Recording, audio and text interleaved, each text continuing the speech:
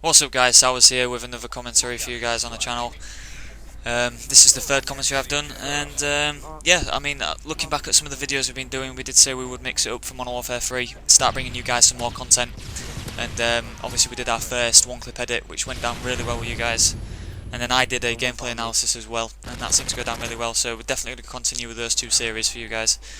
I got a lot of good feedback from the gameplay analysis. Obviously it's aimed at the more well, the newer members of the community really, rather than the more experienced players. So hopefully you guys are enjoying those videos and picking up a few tips, because that's what they're aimed for really, just so you guys can improve a bit.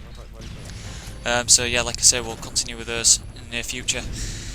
Regarding content, obviously, like I keep saying in all the commentaries, when we get teams sorted, there'll definitely be more content, and it'll be of higher quality as well, because I'll be playing against teams and things like that, so it'll be better for you guys to watch. But I think that'll be, we're more likely to sort of team out after Battle of Amsterdam, so not too far away now guys, because Battle of Amsterdam is this weekend.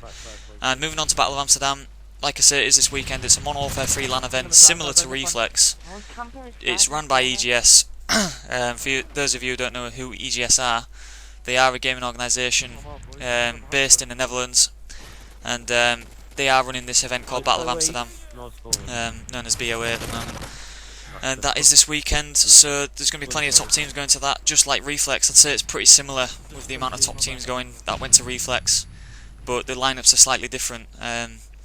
For those of you who follow the scene quite well, you'll know the players that I'm about to mention, but Riddles isn't going with Apex. They've got Agony instead from the Mythics team, and the Mythics lineup are using Daredevil, who's from WW, so there's a bit of a mix-up in teams really. And Infused, they got Vapes back in their team as well, instead of T1, and T1's moved on to Freako Legends, so there's players swapping and changing about, but it's nothing solid by the look of it. It's just everyone's using pickup players and stuff at the moment. But by the time EGL5 comes around, which I'll talk about shortly, I'm pretty sure all the rosters will be sorted and a bit more stable. But yeah, just to talk about Battle of Amsterdam a bit more, I think they will be streaming, I know that.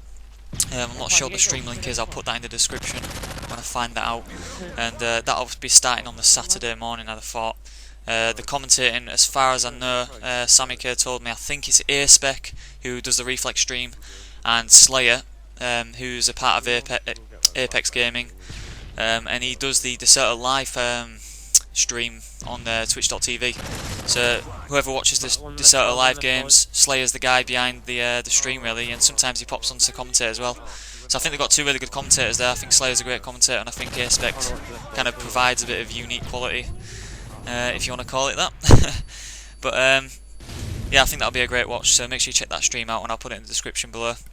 But as for who I think will win, last time I did say Apex would win Reflex, and they won Reflex, so I'm on good form at the moment. But I think for this event, I think it's really wide open. I think any team could win it really. It's quite hard to call, but I'm gonna go with I don't know who I'm gonna go with actually.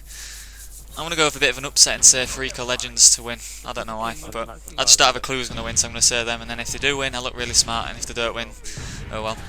But yeah, I think it's just wide open between the top 4 or 5 teams. I mean, there's Freako Legends, Infused, Apex, Epsilon, who are the old Mythics team, so if you guys are thinking where the hell are Mythics, they're called Epsilon now, and they're picking up Daredevil because Agony's picking up for Apex. Long story, you have to read the Decerto article. But yeah, that should be a really top event. Also, EGL5 did get announced.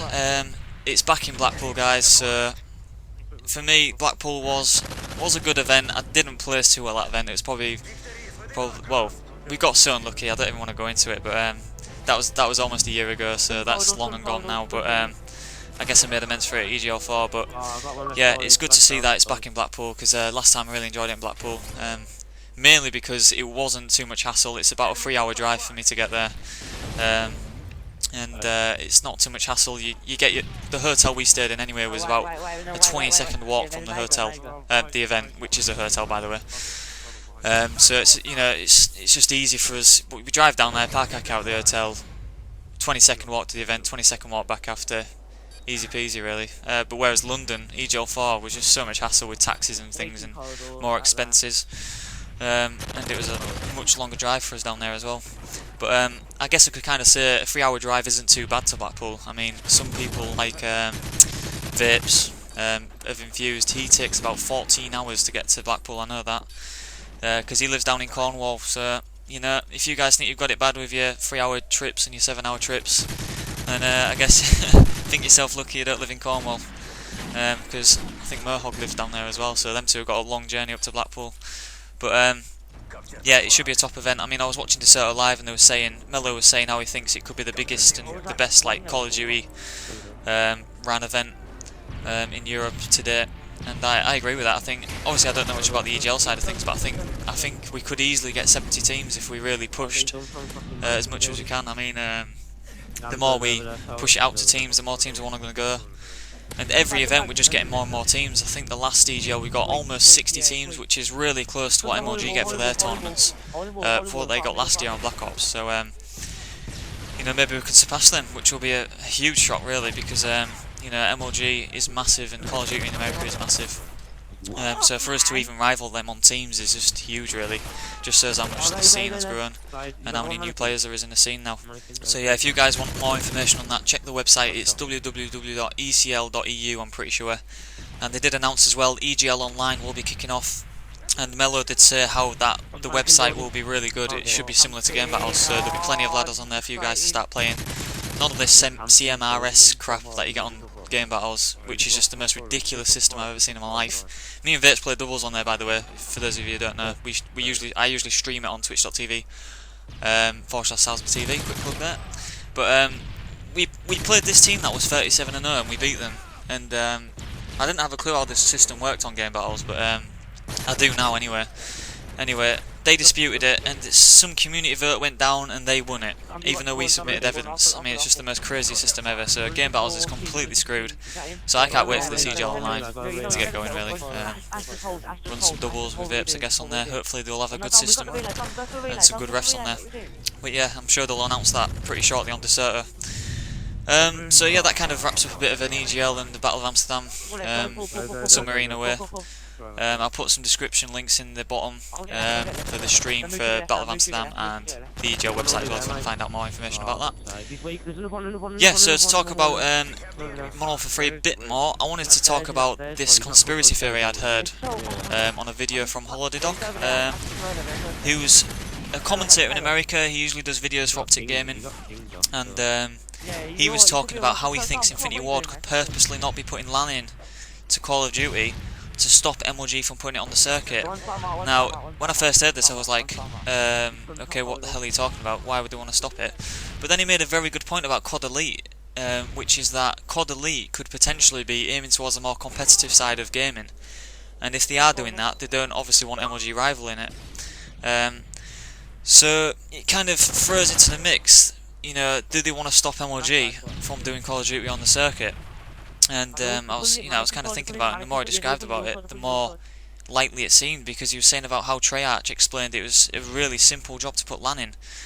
And yet we see on Twitter 402 saying that he's really pushing for it, he really wants, you know, LAN settings put into the game, but he just doesn't do it. It hasn't been done since Call of Duty 4, I don't think.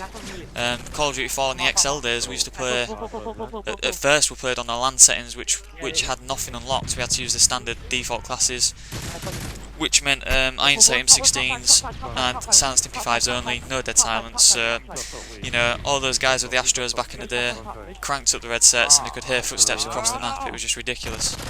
So everyone had to go around crouched on search and destroy. And then I think XL6 eventually they had to get a closed internet connection, which basically means everyone's hooked up to the internet, so you have to do it in private lobbies. But you know, that could cost event organisers a lot of money, and it's a lot more organisation to get an event that's got a good internet connection to do that. So you know, it's really halting MLG on their decision. I know they've already announced Reach, for those of you who don't know, back on the circuit again, and you know, I'm really pleased to see Reach is on there. Even though I'm a Call of Duty player, I've always watched Halo at MLG and I've always enjoyed it. So I'm really pleased to see it's back on, and I know Gandhi, Best Man and DMAC do that podcast on the gaming council, and that's, you know, that's something I've watched as well, and they've done a great job getting the awareness out there to the scene, saying how this really is a do or die situation for them, and they all pull together and MLG put it on the circuit. But that's not the case for COD. It's not about, you know, oh, do MLG like Call of Duty? It's nothing to do with MLG. It's all about Infinity Ward. They need to sort it out. They need to put LAN lobbies in, and if they aren't, you know, doing this CodElite thing.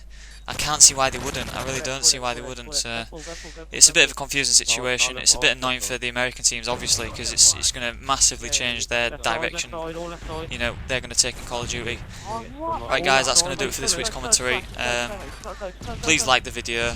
We appreciate every like and every good comment we get. We really do.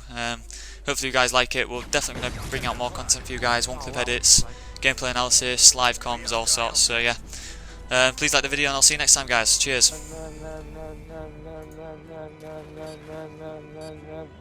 Connection warrior. Connection warrior. 5 at a time.